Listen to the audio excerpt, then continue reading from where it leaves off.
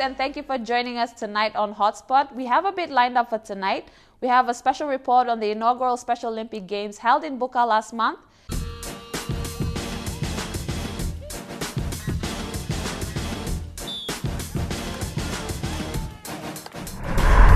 As well as in rugby, we had the Steamships Rugby Sevens tournament.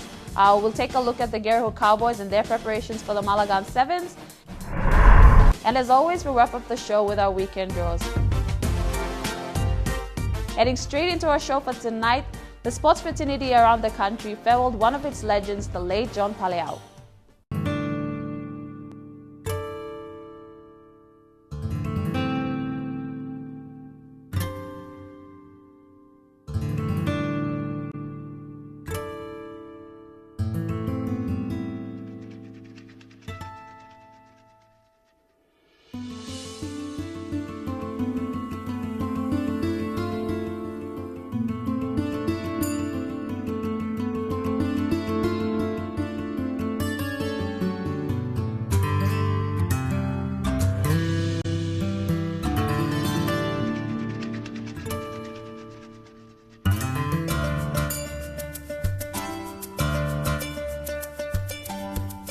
It is certainly a very sad time for volleyball and for sports for that matter.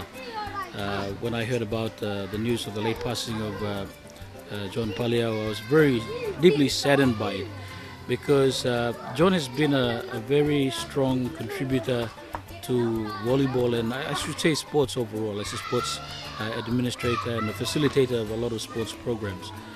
Born on the 21st of March 1948 as John Salang Paleau to Pipiana and Sir Paleau Moloat on Baluan Island, Manus Province, the late John Paleau was one of 7 children in his family. A sport enthusiast in his young days, running the shores of Lipun to gracing the volleyball courts till his passing, the late John was known as a silent achiever. But the thing about John was that, and sports is part of the living fabric of our society, and it's a living thing. It's here today, and it will be here for years and years to come. When I thought about it, I said, should I describe John in the past, or should I just talk about John in the present? Because he will always be present wherever there is sports, wherever there is a sports stadium, or wherever there is a sports gathering, John will be there. And so because of that, I didn't really much like the idea of speaking about him in the past. For John will always be present today and tomorrow. John began his studies at Baluan Primary, later moving on to Lorangau High School, and was a proud recipient of a scholarship to Toowoomba Grammar in Queensland, Australia. His enthusiasm for sports grew as he experimented his skills in rugby union and cricket. That experimentation grew into a passion when he returned home. His sister Paula, recalling his return on school breaks. We used to always talk about going to school in Australia. Then, before they went to Australia, they had to come to Salvation Army to learn how to eat with knives and forks. Because we natives didn't know how to use those things. And he used to always talk about that, so he would come home and teach us how to eat with knives and forks. Dedicating almost 50 years in sports, whether it was refereeing, managing, coaching or playing, John Paleau, or known to most as JP, had a vision for sports in the country. A vision which may have been influenced by his travels abroad to Canada, Australia and Asia, and gave him the opportunity to rub shoulders with almost everyone and anyone in sport. But it was his down-to-earth manner that captured the hearts and minds of those he worked with, who he coached or simply had a chat with. The one thing that he said to me when we were doing the budget session and we were sharing Bible verses with Peter Agua, special projects, and it's a Bible verse that I always keep close to me when I'm in sports. It's Philippians 4:13, I can do all things through Christ who gives me strength. But the one verse that he gave to me was Jeremiah 3:33. Ask him and He will give you things beyond impossible. When things were tough in this country, Bougainville, nobody wanted to go to Bougainville. Sports. He said, it is, let's go. Our boss approved it. 94, we started the Buka Games. 1994. We had to bring the whole Bougainville to play. That is the sort of person he is. Among the many certifications and achievements, the Sports Foundation and Ministry were thankful for his efforts as one of the driving forces of establishing the Sports Foundation's strategic objectives. Since then, John has worked very hard to the lead up to the Pacific Games, especially when it comes to beach volleyball, and he passed away doing what he loved. That was doing his job. And his tragic passing in Ley just shows the determination of this man and the contribution that he has now left, especially to sport and volleyball in our country. So he will definitely be sadly missed, and to all the family, his contribution is not forgotten. With his experience, his family and sports were his life. His daughter Melanie honored her father's life and legacy in a poem. Today we wish you goodbye and hope your trip is heavenly. That you know what they say, it's better than Tahiti. We will miss you, Dad, every single day.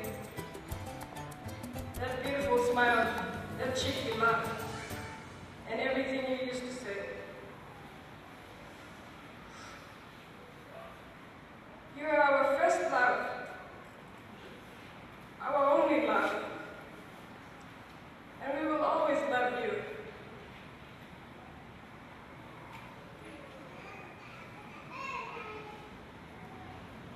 Goodbye, Dad.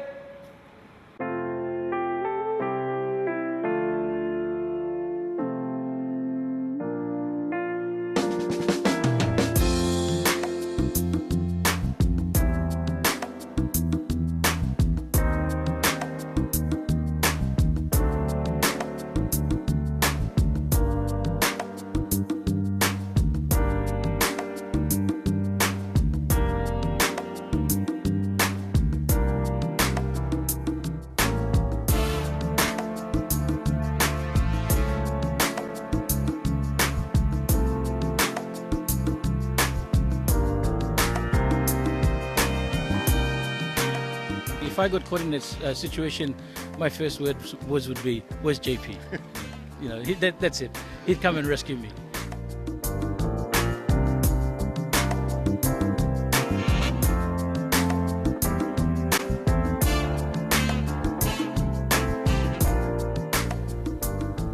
The late John Salang Paliao's body was laid to rest on the shores of Lipun on Balwan Island. He is survived by his wife Stella, 9 children, 27 grandchildren, and a lucky great-grandchild.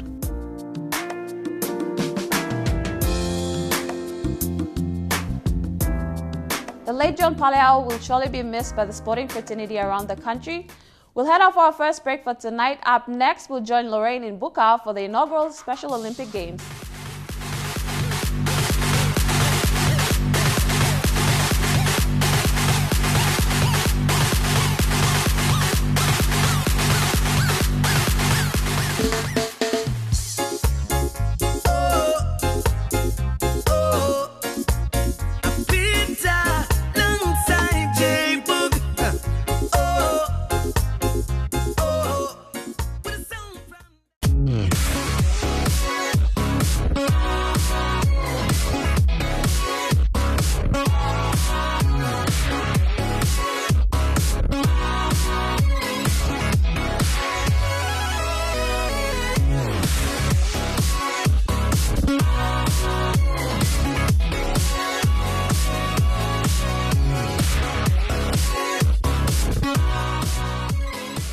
If you've just joined us, you're watching Hotspot.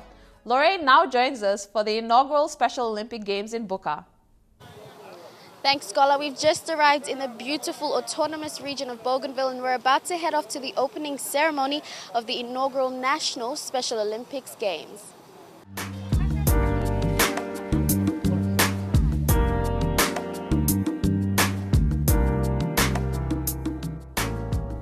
live in a world with an ever-changing society, new inclusions, new exclusions, introverts and extroverts. But this talented bunch has been the most recent inclusion into Papua New Guinea's sporting excellence.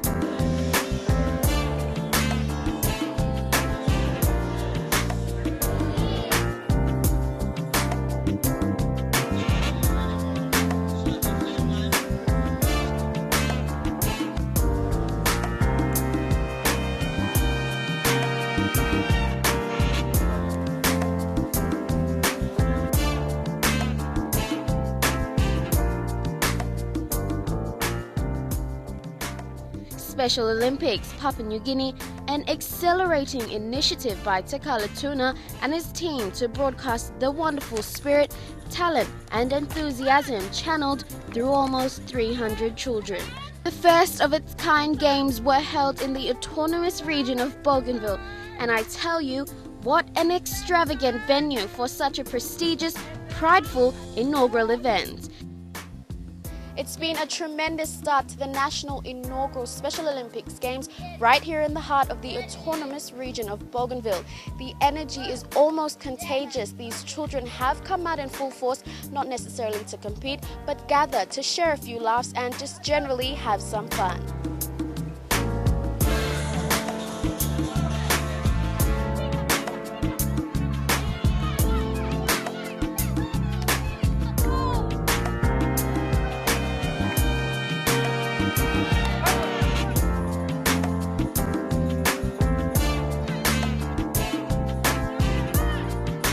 The opening saw special guests from both the private and public sector attend. Chief Dr. John Momis, President of the Autonomous Bougainville Government, touched base on the significance these games had on the Bougainville community. That I only got to know of this event less than 4 hours ago. I guess this shows the problems that the ABG is confronted with as we try to recover from the post-war crisis, the post-war situation that we experienced in Bougainville. But nevertheless, let me first of all thank and congratulate the organizers, the sponsors, and the athletes themselves for choosing Bougainville for this event.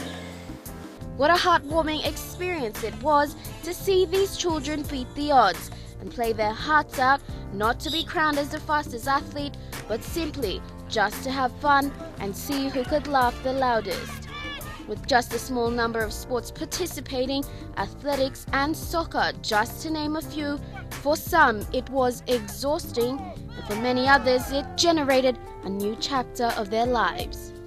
Through sports, these children are able to step outside of their comfort zones, achieve almost anything desirable, because after all, the sky is the limit.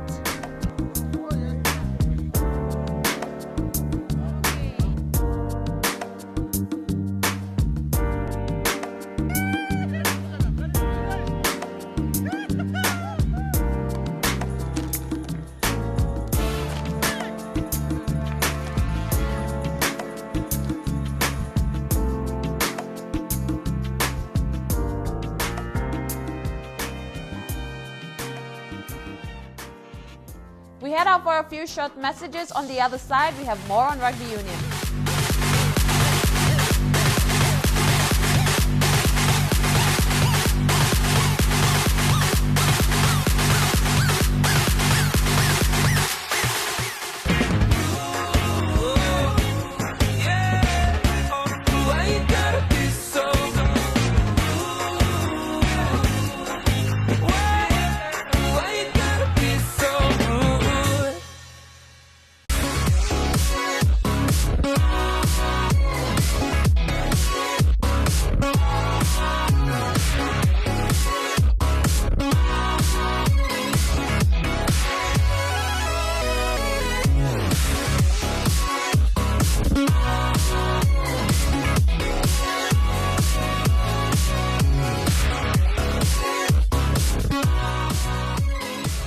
Welcome back, you're watching Hotspot. The rugby fraternity in Port Moresby witnessed the inaugural Garahu Hot Sevens. We'll take a look at Paul Joseph and the Garahu Cowboys in their preparations for the Malagan Sevens. Following the Bougainville crisis, many families, homes and communities were broken. If it's one thing that's changed that, it's through the love of rugby.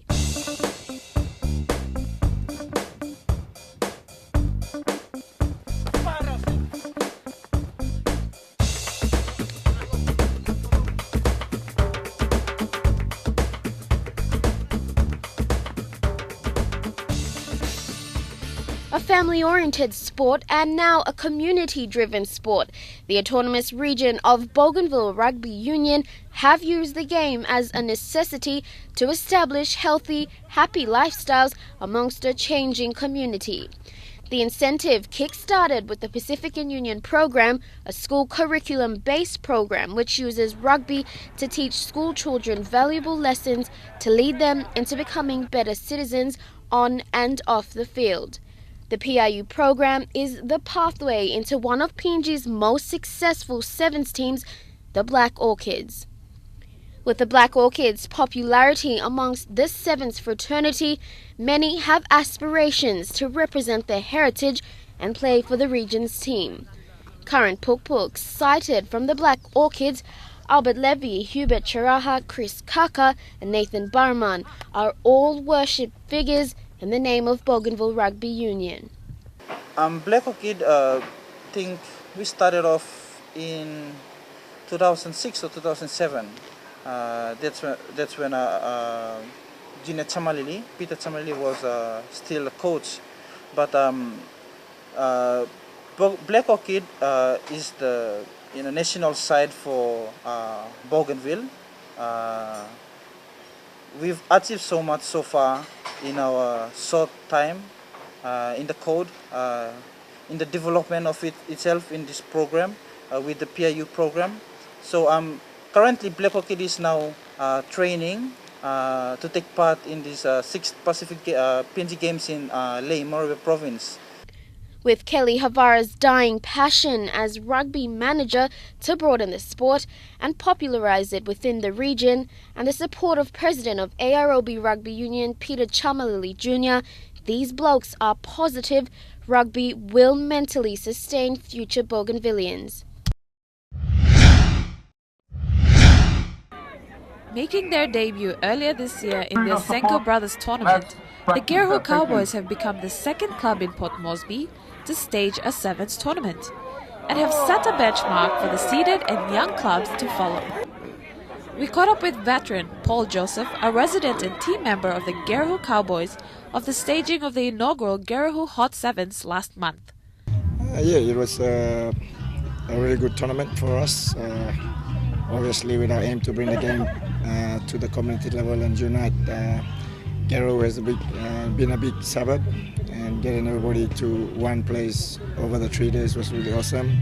Obviously, a big thank you to the sponsor, Stevens Logistics Services, and all the co-sponsors, to the organizing committee made up of our own families, and to the 5 teams from Garahu itself and all the other visiting teams from outside, Kimber Rebels, Manus Nalins making a comeback onto the scene, and obviously our CRU clubs within the NCD. After their loss to the Pukpuk's gold team in the Cup finals, the Cowboys are now preparing for the Malagan Sevens this month. The Cowboys, we had this week as a slow start back to training for Malagan Sevens, which is happening on the 10th to the 12th of October. That's a big prize money day, and we will be announcing our traveling team in the next hour or so, and the boys get into training again on Monday. So they basically got this week to train, and then next week is getting ready to travel out to Kevin. Anything else you'd like to add on? Thank you to especially to EMTV for coming down to be part of our tournament last week. Been a community initiative. We express our gratitude to the management of EMTV, especially the sports team. With invitational sevens tournaments being staged throughout the country, the Malagan Barbarian Sevens will be held in Kavieng this month from the 10th to the 12th and has attracted the cream de la crop of the country. These sevens tournaments have given opportunities for amateur footballers to display their skills and talents on a competitive scale and give them an opportunity to rub shoulders with the best in PNG rugby. The winner of the cup will walk away with 50,000 kina prize money. Reigning NPC champions Kimbe Rebels, Scrum Ovals Morobe Hammerheads and Gerhu Cowboys will be put up against our Pukpuks who are currently participating in the Oceania Sevens in Nusa. We'll head out for our final break for tonight. Stay with us as we wrap up the show with our weekend draws.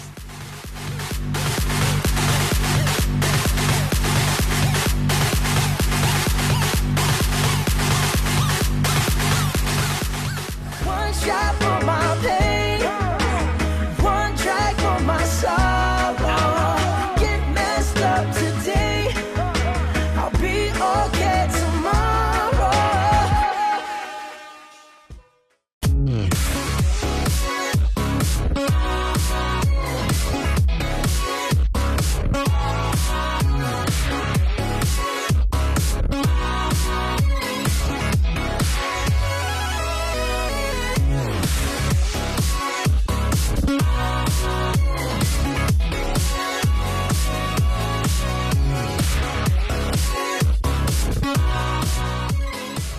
A reminder that if you'd like us to feature your sports story or get us involved, have us train with you, please shoot us an email at sports@emtv.com.pg. Check us out on Facebook.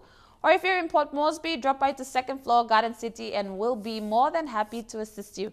Time has caught up with us, but before we go, let's take a look at our weekend draws.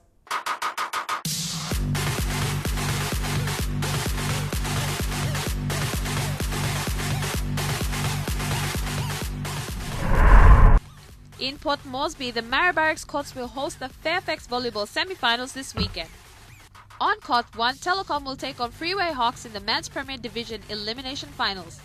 On Court 2, in the Women's Premier Division Finals, Raukele have already booked a spot in the finals and will meet the winner of the game against Nassove. Telecom will face University in the respective qualifying finals in the Women's Premier and A-grade division. Maribyrnong Oval will also host the Corporate Touch Grand Final, which will feature Moniplus, BSP and Islands Petroleum. Big weekend for you NRL fans. Over the week, Jared Hayne and Jonathan Thurston were dual recipients of the Delium Award. On Sunday, the Bulldogs will go head-to-head for the 2014 Premiership against the Rabbitohs. Neither of my teams have made it to the finals, so I'm going for the Rabbitohs to take out the title. Until next week,